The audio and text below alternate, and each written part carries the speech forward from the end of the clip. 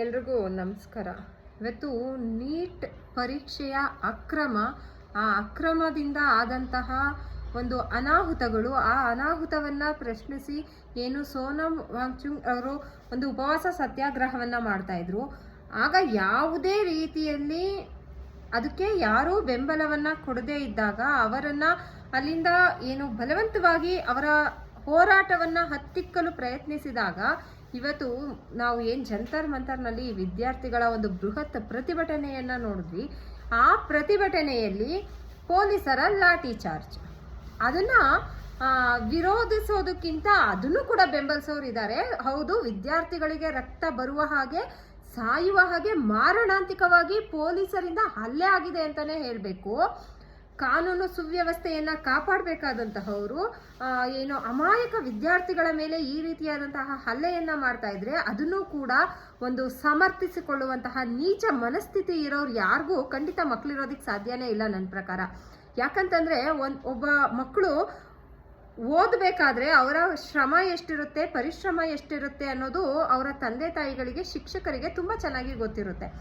ಇವತ್ತು ಯಾರೇ ಅದನ್ನು ಪರವಾಗಿ ಅಥವಾ ಈ ಒಂದು ಭ್ರಷ್ಟಾಚಾರವನ್ನ, ನೀಟ್ ಪರೀಕ್ಷೆಯ ಪ್ರಶ್ನೆ ಪತ್ರಿಕೆ ಸೋರಿಕೆಯನ್ನ ವಿರೋಧಿಸಿದ್ರೆ ಅವರು ದೇಶ ದ್ರೋಹಿಗಳು.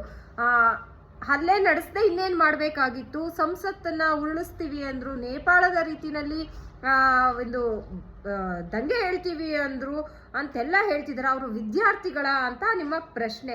ಮತ್ತೆ ಮೋದಿ ಮರ್ಗಯ್ಯ ಅಂತ ಘೋಷಣೆಯನ್ನ ಕೂಗಿದ್ರು, ಅದಕ್ಕೆ ಅವ್ರ ಮೇಲೆ ಲಾಠಿ ಚಾರ್ಜ್ ಮಾಡಿದ್ದು ಸರಿ ಅಂತ ಹೇಳ್ತಾ ಇದ್ದೀರಲ್ಲ.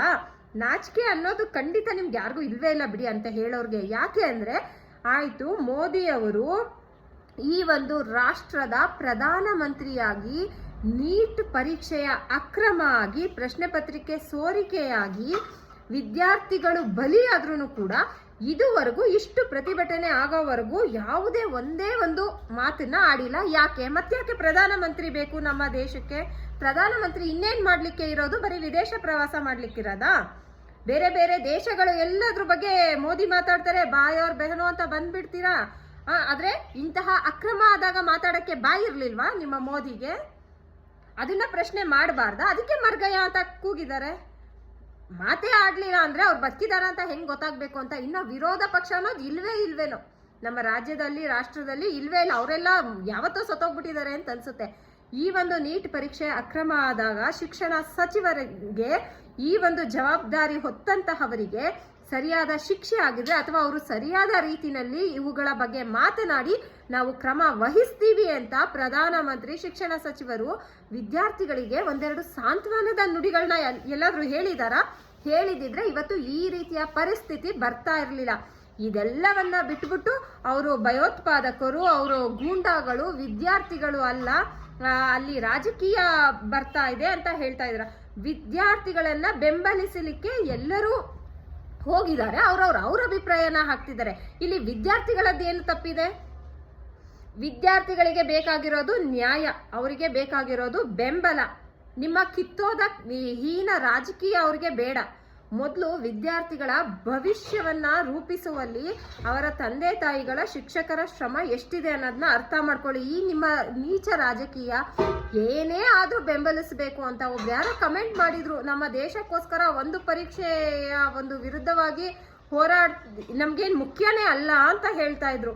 ಒಂದು ಪರೀಕ್ಷೆ ಅಂತ ಹೇಳೋ ನಿಮ್ಮ ನೀಚ ಬುದ್ಧಿ ಇದೆಯಲ್ಲ, ನಿಮಗೆ ಒಂದು ಪರೀಕ್ಷೆಯನ್ನ ಪಾಸ್ ಮಾಡೋ ಯೋಗ್ಯತೆ ಇರಲ್ಲ.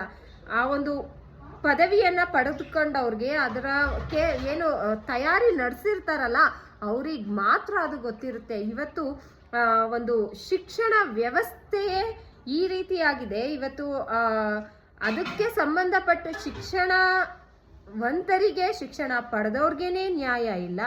ಇನ್ನ ಇವರ ಪ್ರಶ್ನೆ ಪತ್ರಿಕೆ ಸೋರಿಕೆ ಆಗಿದ್ರಲ್ಲಿ ನಮ್ಮ ಪ್ರಧಾನಮಂತ್ರಿಗಳ ಮತ್ತೆ ಶಿಕ್ಷಣ ಸಚಿವರ ಪಾತ್ರ ಏನು ಇಲ್ವಂತೆ. ಯಾವುದೋ ಒಂದು ಕಾಲೇಜಿನಲ್ಲಿ ಯಾವುದೋ ಪ್ರಾಂಶುಪಾಲರು ಮಾಡಿರುವಂತಹ ತಪ್ಪಂತೆ, ಅದಕ್ಕೆ ಇವರನ್ನ ಹೊಣೆಗಾರರನ್ನಾಗಿ ಮಾಡಬಾರ್ದಂತೆ. ಇದು ನಮ್ಮ ವ್ಯವಸ್ಥೆ. ಆದ್ರೆ ಅಲ್ಲಿ ಏಟು ತಿಂದಿದಾರಲ್ಲ ವಿದ್ಯಾರ್ಥಿಗಳು, ಅವರ ತಂದೆ ತಾಯಿಗಳೇ ಅವ್ರಿಗೆ ಹೊಡೆದಿರ್ತಾರೋ ಇಲ್ವೋ, ಆದರೆ ಈ ಭ್ರಷ್ಟ ವ್ಯವಸ್ಥೆಯಿಂದ ಅವರು ರಕ್ತ ಕಣ್ಣೀರನ್ನ ಒಟ್ಟೊಟ್ಟಿಗೆ ಸುರಿಸ್ತಾ ಇದ್ದಾರಲ್ಲ, ಅದೆಲ್ಲದರ ಲೆಕ್ಕವನ್ನ ನಿಮಗೆ ಮುಂದಿನ ದಿನಗಳಲ್ಲಿ ತಪ್ಪದೆ ಕೊಡ್ತಾರೆ. ಇದಂತೂ ಸತ್ಯ. ಕಾಯ್ತಾ ಇರಿ ಆ ಲೆಕ್ಕವನ್ನ ವಾಪಸ್ ಇಸ್ಕೊಳಕ್ಕೆ ನೀವು.